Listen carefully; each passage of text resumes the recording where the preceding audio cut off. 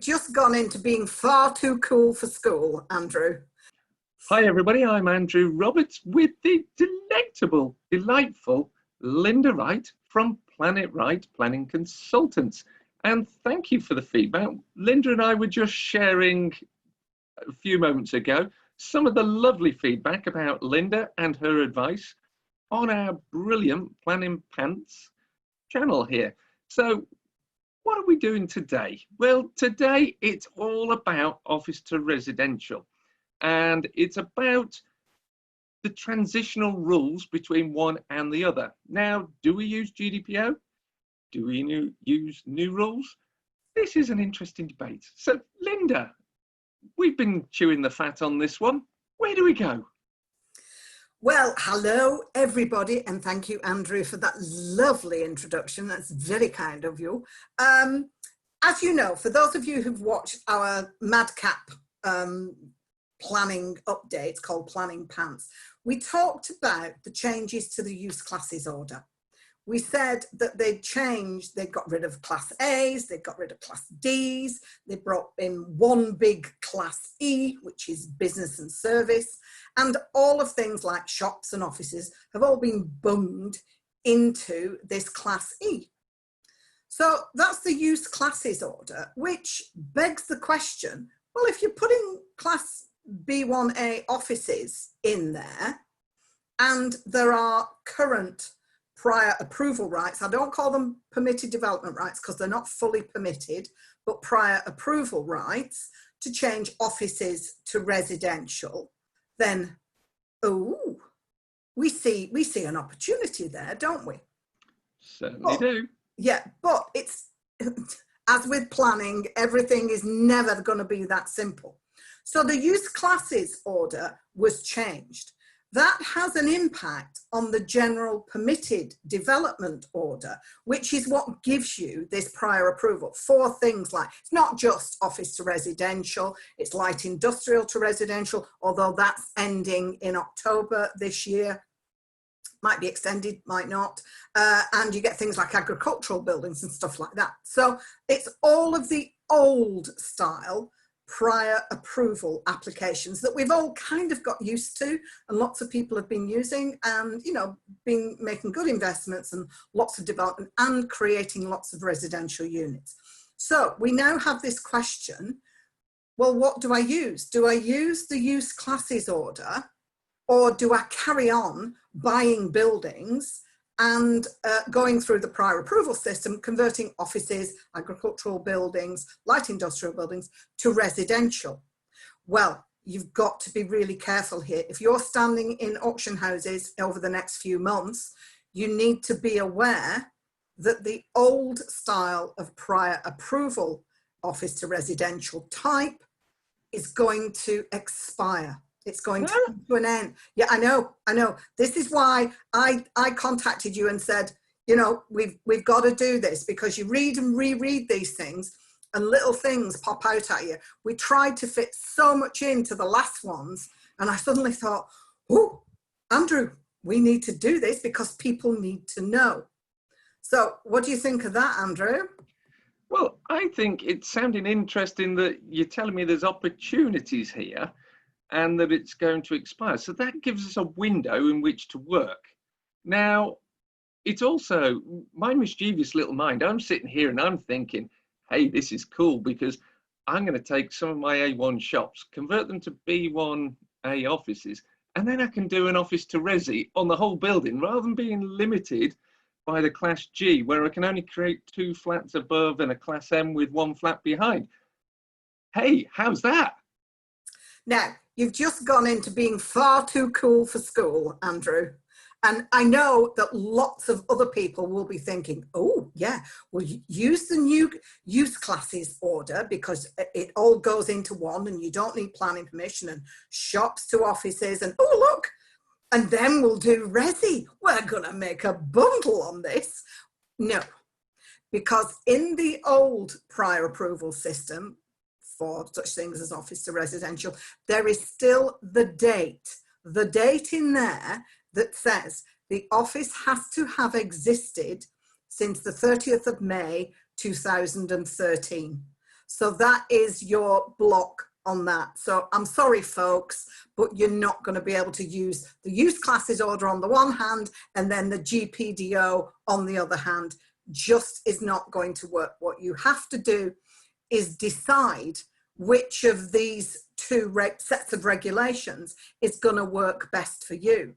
Are you going to use the use classes order? Because quite frankly, it's permitted, it's not even development, it's not even permitted development to go from a shop, a cafe to an office and vice versa, back up the chain. So it's not classed as development. So you can just go ahead and do it as from the 1st of September.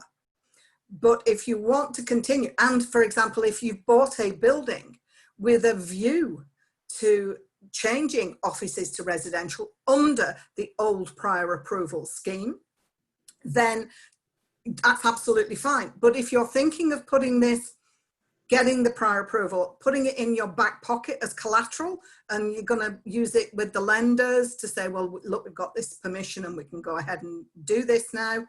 I could do that quite easily. Well, you can. If you get prior approval, it lasts for 3 years, but you're going to have to get your prior approval before 31st of July 2021. I can't emphasize this enough. If you are going to do that, you have to submit your prior approval application. You have to get a decision on it. And of course, we've still got the 56 days. And if the council don't deal with these things within 56 days, you have deemed consent on day 57 or consent by default.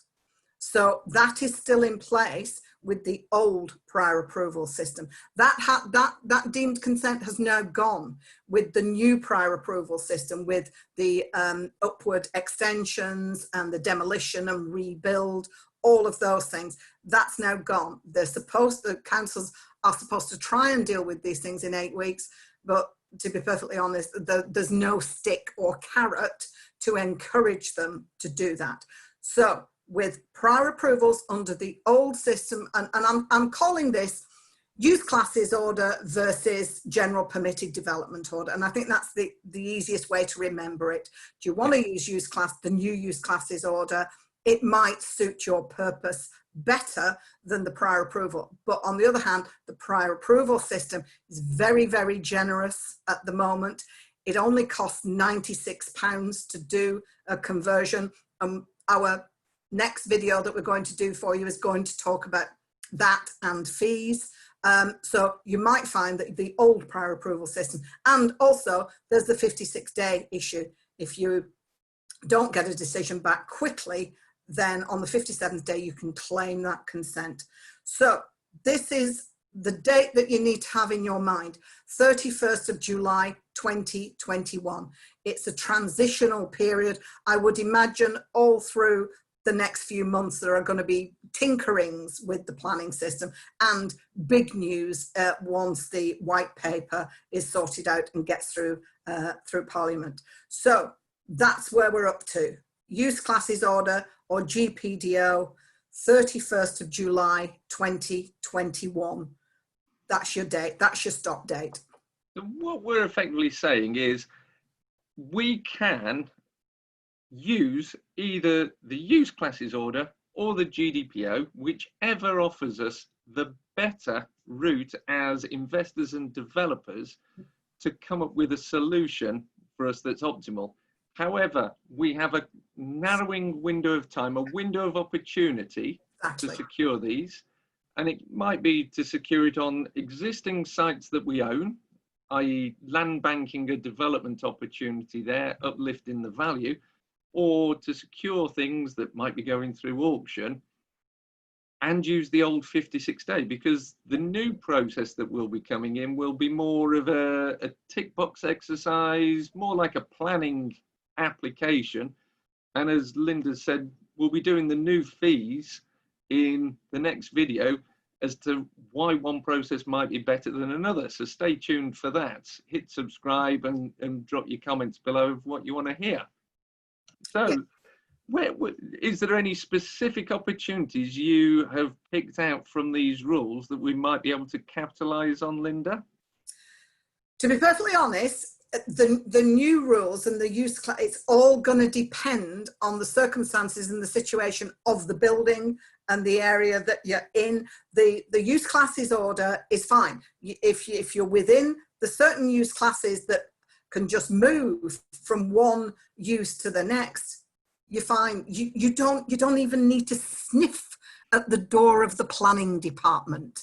You can just go ahead and do this. It's not even permitted development. It's just not development. You just go ahead and do it. So that might relieve, you know, a lot of sleepless nights, to be honest. The prior approval system, let's not forget, even under the old system, can still be refused. We've now got and I'm sort of repeating myself now, but we've now got the issue of and I can't quite frankly understand why they've had to actually spell this out, but you have to provide layout drawings. You have to make sure that every single room has adequate levels of natural light. There was an appeal case that I think has been a catalyst for this. There was an appeal case where an inspector allowed rooms, I think there were 7 in a building block, that had absolutely no windows in them. Now, I'm sorry, but that's cave dwelling. That's going back to the Victorian, well, medieval, to be honest, era. So from that point of view, general permitted development order, the prior approval under the current scheme, it might suit you better, but you have to. You can't, you know, time is disappearing. And if you're looking at these types of properties at auction, you really do need to make sure that you get your application in, get it dealt with under the 56-day rule well before the 31st of July. You need to get that prior approval under your belt before the 31st of July, because it will just disappear. And I think the other critical thing about that is, once you've secured it, you then only have 3 years in which to develop that site. If you don't develop it within the 3 years, you can't renew, you can't extend, you can't do anything.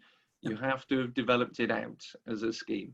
Yeah, perfectly put, Andrew. Yes, you've got 3, I mean, 3 years is quite a long time, but people get busy and they forget. So you cannot, if you are granted prior approval, you cannot let it slide. So 3 years, and I mean, lots of people flip these, they get planning permission and then they sell them on. But 31st of July 2021, you need to keep that date in your diary. You have to have got prior approval before then. Once you've got that prior approval, if you get prior approval, you, as you say, you've got 3 years in which to use it, or, you know, sell it on, or build it out, or do whatever, rent it out, whatever you want to do with it. But I just wanted to bring all of this to your attention. It's the use classes order versus the general permitted development order. Which one do you want to use? Well, that was an awesome update, Linda. I mean, fantastic as usual. You've made us think. Apparently I'm too cool for school. And we've also exposed an opportunity, but also a closing window for you to seize this opportunity. So for today, it's goodbye from me, and it's goodbye from him. Well, thank you, everyone. See you soon. Thank you. Bye.